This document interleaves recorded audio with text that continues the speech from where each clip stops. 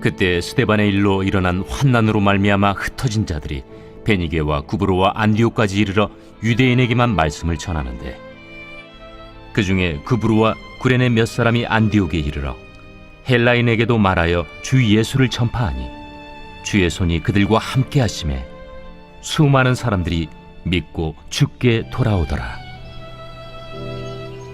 예루살렘 교회가 이 사람들의 소문을 듣고 바나바를 안디옥까지 보내니 그가 이르러 하나님의 은혜를 보고 기뻐하여 모든 사람에게 굳건한 마음으로 주와 함께 머물러 있으라 권하니, 바나바는 착한 사람이요 성령과 믿음이 충만한 사람이라 이에 큰 무리가 주께 더하여지더라.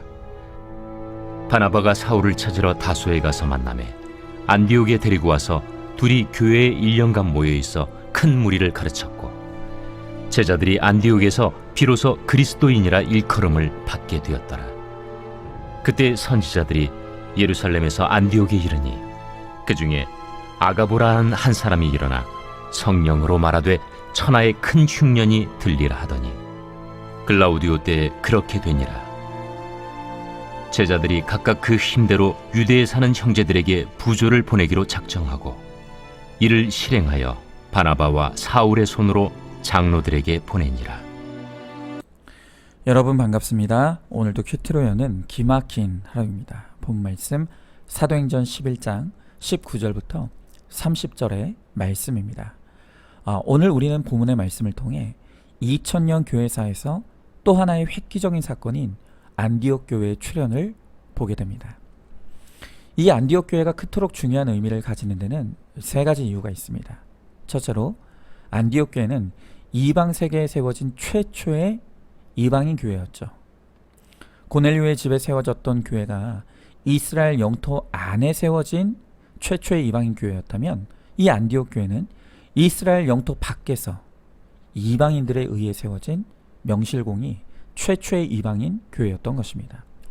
둘째로 안디옥 교회는 세계 선교의 문을 연 바울을 배출한 교회였습니다. 그리고 마지막 세 번째로 안디옥 교회를 통해서 최초로 예수 믿는 사람들에게 그리스도인이라고 하는 호칭이 생기게 된 것이죠. 그만큼 안디옥 교회와 성도들은 세상과 확연하게 구분되는 믿음의 선한 영향력을 끼쳤던 것입니다. 여러분, 이 안디옥 교회의 태동을 보면서 오늘 우리가 깨달아야 될 것이 무엇인지를 함께 묵상하길 바랍니다. 자, 먼저 19절의 말씀에 이 스데반의 일로 일어난 환난으로 말미암아 흩어진 자들이 베니게와 구브로와 안디옥까지 이르렀다고 합니다.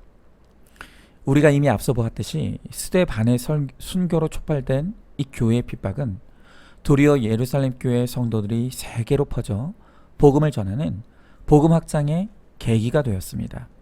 자, 그런데 이어지는 말씀을 보면 기가 막힌 기록을 보게 됩니다. 그들이 그렇게 유럽과 아시아 각지로 복음을 들고 흩어지기는 했는데 그들은 여전히 같은 유대인에게만 복음을 전했다는 것입니다.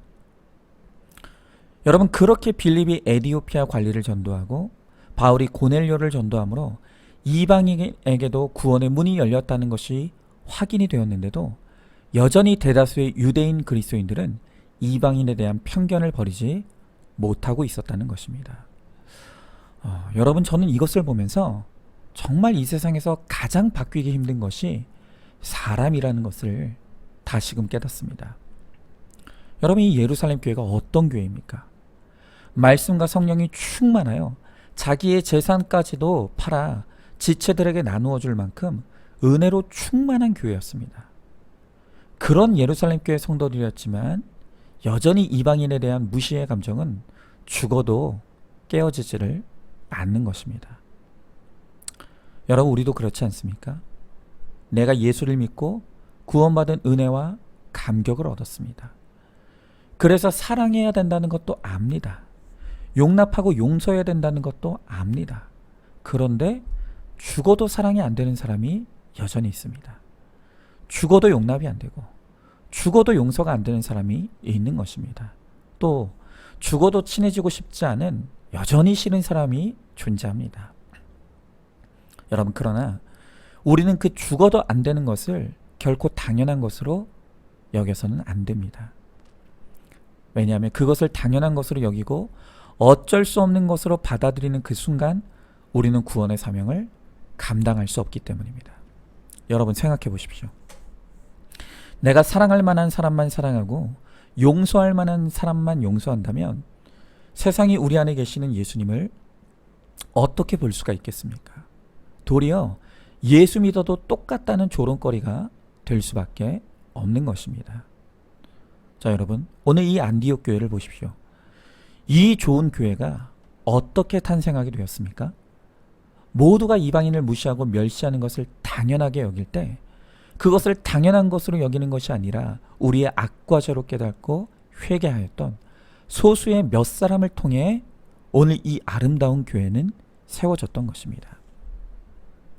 이방인에 대한 편견의 악을 회개할 때 하나님께서 이방인을 사랑할 마음을 그들에게 주시고 힘을 주셨습니다. 그 사랑으로 그들에게 나아가 예수를 전파할 때 오늘 말씀에 주의 손이 그들과 함께 하심에 수많은 사람들이 믿고 주께 돌아오는 역사가 일어났다는 것입니다. 여러분, 지금 내가 죽어도 사랑하지 못하고 죽어도 용납하지 못하는 그 사람은 내가 얼마나 사랑이 없는 악한 자인지를 깨닫게 해주는 수고의 사람들입니다. 정말로 용서받지 못할 사람이 있다면 그것은 바로 나 자신입니다. 우리는 예수를 믿으면서도 틈만 나면 예수님을 배반하는 죄인입니다. 그래서 오늘 저주를 받아 지옥에 떨어져도 할 말이 없는 인생이 우리이죠. 그런데 그런 우리를 하나님께서 용서해 주셨습니다. 용납해 주셨고 사랑해 주셨습니다. 우리가 이런 놀라운 은혜와 사랑을 받는데도 불구하고 누군가를 향해 좋고 싫음을 따지며 차별하고 사랑하지 못한다면, 심지어 그것을 당연하게 여긴다면 그것은 어떤 이유로도 합리화될 수 없는 것입니다. 여러분, 우리는 내가 예수 믿으면서도 여전히 사랑에 무능한 인생임을 깨달아야 합니다. 그리고 사랑을 할 수도 지을 수도 만들 수도 없는 나를 회개하며 하나님의 은혜를 구할 때 하나님께서 당신의 마음을 우리에게 부어주시고 사랑할 수 있는 힘도 주시는 것입니다. 여러분, 저는 요즘 우리 교회 임양숙 전도사님을 통해 참 큰 은혜와 도전을 받고 있습니다. 우리 임 전도사님은 말씀이 들리는 은혜를 통해 그 수없이 많은 세월 동안 미워하고 무시하면서 이혼을 꿈꿨던 그 남편에 대한 악을 회개하고 이제는 남편의 거룩을 돕기 위해 질서에 순종하는 적용을 이루어 오셨죠. 그리고 또한 과거에 그토록 어머니를 미워했던 악을 깨뜨리고 그 어머니를 품어내므로 힘든 병간호를 기쁨으로 해내는 모습을 보여주고 있습니다. 여러분, 이것이 사람의 힘으로 어떻게 가능하겠습니까? 저는 추호도 우리 전도사님을 높일 생각이 없습니다. 왜냐하면 이 모든 것은 전도사님의 마음과 힘으로는 절대로 불가능한 것이기 때문입니다. 전도사님이 대단한 것이 아니라 그 안에 역사하시는 성령 하나님이 대단한 것입니다. 그런데 우리 전도사님 안에 역사하시는 그 성령님은 바로 우리 안에도 계시는 성령님이십니다. 우리도 사랑하지 못하는 것을 당연하게 여기는 우리의 악을 철저히 회개하고 하나님의 마음을 구함으로 그의 도우시는 능력으로 품고 사랑하고 용서함으로 나를 통해 세상이 주님의 살아계심을 보게 되기를 간절히 소망하며 기도하시기 바랍니다. 자, 질문해 봅니다. 예수를 믿어도 죽어도 사랑이 안 되고 용납이 안 되는 그 사람이 누구입니까? 나야말로 하나님께 용서받을 수 없는 100% 죄인인 것을 인정하십니까? 내 힘으로는 할 수 없지만 성령님의 능력을 힘입어 사랑하고 품게 되므로 주와 복음을 영원롭게 하는 내가 되기를 기도하시기 바랍니다. 자, 이렇게 안디옥에 이방인의 교회가 세워졌다는 소문은 곧바로 예루살렘 교회도 전해지게 되었습니다. 그래서 그 즉시로 예루살렘 교회는 바나바를 안디옥 교회에 파송하게 됩니다. 자, 그런데 24절 말씀에 보면 이 바나바에 대해 소개하기를 그는 착한 사람이요 성령과 믿음이 충만한 사람이다 라고 소개하고 있습니다. 자, 그런데 여기서 우리 한글 성경은 착한 사람과 성령과 믿음이 충만한 사람을 마치 따로 떨어진 개념인 것처럼 기술하는 것을 볼 수가 있습니다. 그러나 헬라어 원문을 보면 착함과 성령과 믿음의 충만은 동격으로 되어 있습니다. 그러니까 다시 말하면 이 바나바가 성령 충만과 믿음 충만함의 결과로서 이 착함이라는 열매를 맺었다는 것입니다. 여러분, 성령의 착함, 믿음의 착함이란 무엇입니까? 성격이 좋아서 누구와도 좋은 관계를 맺고 잘 어울리면 그것이 착한 것입니까? 아니면 부모님에게 꼬박꼬박 용돈 잘 드리고 좋은 것 사다 드리면 그게 착한 것일까요? 그렇지 않습니다. 오히려 예수와 상관없이 착한 것은 도리어 악한 것입니다. 예수 없이도 가정에 충실하고 부모에게 잘하는 사람일수록 내가 죄인인 것을 깨닫기 어렵습니다.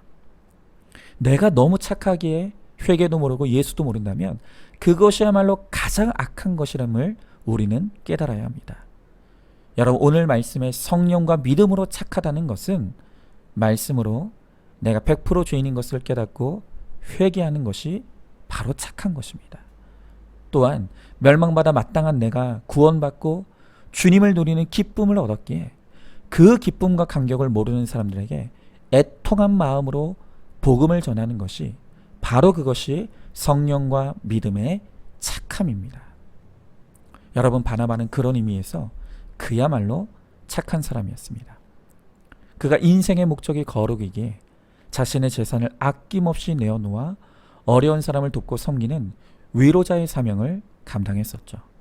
또한 그는 모두가 가기를 꺼려하는 안디옥 교회에 기꺼이 파송되어 사울과 함께 안디옥 교회를 목회하면서 크게 부흥시키는 역사를 일으켰습니다. 자, 그렇다면 오늘 우리 자신에 대해 돌아봐야 되겠습니다. 오늘 여러분은 착한 사람입니까? 악한 사람입니까? 그 착하고 악하고의 기준이 무엇입니까? 만약 가정의 식구들이 예수 없이 사는 것을 보면서도 지금의 평화에 안주하고 갈등하는 것이 싫어서 복음을 전하지 않는다고 한다면 그것은 위장된 평화이고 악한 것입니다. 일시적인 화평이 깨지는 한이 있더라도 예수 없이 효도하는 자녀들을 향해 나는 너희가 예수 믿고 구원받기 전에는 아무것도 기뻐할 수 없다고 외칠 수 있어야 합니다. 그것이 바로 착한 부모입니다. 또한 예수 없이 나를 사랑해주는 배우자를 향해 당신이 예수 믿고 나와 함께 교회 가는 것 외에는 내가 소망하는 것이 아무것도 없다고 외쳐야 합니다. 바로 그것이 착한 배우자입니다. 또한 이제 우리는 다오다오의 기복의 기도를 거둬들이고 내 사랑하는 가족들이 망하는 한이 있더라도 주님을 깨닫고 돌아오게 해달라고 기도할 수 있어야 합니다. 바로 그것이 착한 기도입니다. 여러분, 우리가 성령과 믿음으로 착한 사람이 되기를 바랍니다. 그래서 나를 통해 내 가정의 구원이 임하고 나를 통해 교회가 든든히 서가는 성령과 믿음으로 착한 사람이 되어서 나를 통해 주와 복음이 영화롭게 되기를 소망하는 우리 모두가 될 수 있기를 바랍니다. 자, 질문해 봅니다. 나의 착함과 나쁨의 기준이 무엇입니까? 예수 없는 착함은 악한 것임을 알고 있습니까? 가정의 평화를 깨기 싫어서 언젠가는 믿겠지 하는 안일함으로 구원을 위한 수고를 외면하고 있지는 않습니까? 가정과 지체의 구원을 놓고 애통함으로 기도하고 복음을 전하는 착한 부모, 착한 자녀, 착한 성도가 되시기를 바랍니다. 자, 마지막으로 오늘 26절에 보니까 안디옥에서 비로소 그리스도인이라 일컬음을 받게 되었다고 합니다. 여러분, 여기서 그리스도인이라는 것은 그리스도를 따르는 사람, 그리스도를 닮은 사람, 혹은 작은 그리스도를 일컫는 용어입니다. 그러니까 우리말로 쉽게 표현하면 예수쟁이란 말이죠. 우리말 예수쟁이도 그렇지만 2000년 전 그리스도인이라는 용어 역시 두 부류의 사람에 의해 각각 다른 의미로 사용이 되었습니다. 첫째는 기독교에 대해 거부감을 지니고 있거나 기독교를 경멸하는 사람들이 주님을 믿는 교인들을 비하하는 의미에서 그리스도인이라 불렀습니다. 그러나 두 번째 의미는 주님을 믿는 교인들에 대한 경외심의 표시로 같은 호칭이 사용되었습니다. 비록 자신들이 주님을 믿지는 않지만 자신들과 달리 주님의 말씀을 쫓아 바르고 반듯하게 살아가는 교인들을 사람들은 자신들과 구별하여 그리스도인이라 불렀던 것입니다. 물론 안디옥 사람들이 이 안디옥 교회 교인들을 가리켜 그리스도인이라 불렀던 것은 후자의 의미였습니다. 여러분, 만약 안디옥 사람들이 교인들을 경멸하고 비하하는 의미로 그리스도인이라 불렀다면 오늘 이 사도행전을 쓴 누가가 그 사실을 그토록 자랑스럽게 밝히지는 않았을 것이죠.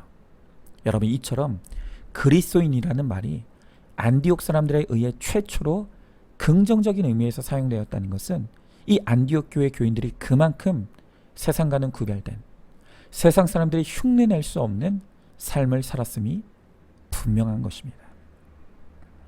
여러분, 그렇다면 세상과는 다른 안디옥 교회의 그 다름, 안디옥 교회의 품격은 어떤 모습으로 드러나고 있는 것입니까? 여러분, 이 안디옥 교회의 다름이라는 것은 이 세상 가운데 베풀고 나누고 주기만 하는 모습을 통해 그들의 거룩한 품격이 드러나는 것을 우리는 볼 수 있습니다. 여러분, 이 안디옥 교회는 비록 이방인의 교회로 세워져서 처음에는 도움을 받는 자리에 있었습니다. 그러나 교회가 점차 성장하고 성숙해져 가면서 그들은 도움을 받던 위치에서 이제는 도움을 주는 자리에 있게 된 것입니다. 자, 그래서 27절 이하의 말씀에 보니까 예루살렘 교회 흉년으로 어려움을 겪고 있다는 소식을 듣게 되었을 때 안디옥 교회는 힘을 모아 이 예루살렘 교회에 부조를 보내는 모습을 보게 됩니다. 뿐만 아닙니다. 이 안디옥 교회를 통해서 바울은 명실공히 목회자로서 성장하고 성숙하게 됩니다. 그러나 이 안디옥 교회의 교인들은 자기들만을 위해서 바울을 붙들어 매지 않았습니다. 이 안디옥 교회는 더 많은 사람들의 구원을 위해 이 바울을 아낌없이 선교사로 파송해 주었습니다. 여러분, 이렇게 우리가 그리스도인이 된다는 것은 이제는 줄 것만 있는 인생이 되는 것입니다. 그것은 돈이 문제가 아닙니다. 베드로가 고백했던 것처럼 우리에게 은과 금은 없을지라도 그것과는 비교할 수 없는 예수 그리스도를 소유한 우리이기에 그 예수 그리스도의 사랑을 베풀고 그 마음을 나누고 그 복음을 전하는 것입니다. 여러분, 이제 우리는 쓸데없는 자존심은 과감하게 버려야 합니다. 하지만 영적인 것에는 우리가 자부심을 잃지 않고 자존심도 때로는 내세울 수 있어야 합니다. 여러분, 제발 믿지 않는 자녀와 친척에게 비굴하게 손 벌리지 마십시오. 이제 우리는 있으면 먹고 없으면 금식하고 죽으면 천국 갈 인생입니다. 우리는 이 땅에서 주님을 소유한 인생이기에 주님 때문에 풍성한 기쁨과 평안을 누리면서 이 땅에 살아있는 동안 내게 있는 그 예수 그리스도를 힘써 전하고 베푸는 진정한 부요의 인생, 잘 사는 인생을 살아가야 합니다. 그럴 때 세상이 우리를 통해 주님을 보며 그리스도인이라 칭찬하게 될 것입니다. 자, 한번 질문해 봅니다. 이제껏 신앙생활하면서 그리스도인이라는 칭찬과 인정을 받은 일이 있습니까? 내가 그리스도인이기에 내게 있는 예수 그리스도를 베풀며 나누고 있습니까? 있으면 먹고 없으면 금식하고 죽으면 천국 가는 것이 이 땅에서 내 삶이 되어 세상에 구걸하지 않고 당당하게 믿는 자의 자존심을 세우고 또한 오직 줄 것만이 있는 그리스도인의 삶이 되시기를 소망하시기 바랍니다. 자, 오늘도 7월 30일 보석 상자입니다. 고난의 양이 하나도 안 찼기 때문에 성경이 어렵게 느껴집니다. 고난이 오면 모든 말씀이 나에게 주시는 음성으로 들립니다. 성경은 성령님께서 읽게 하십니다. 아멘. 오늘도 큐티로 기막힌 하루를 살아내는 하늘가족 공동체 우리 모든 성도님 되시기를 주님의 이름으로 축복합니다.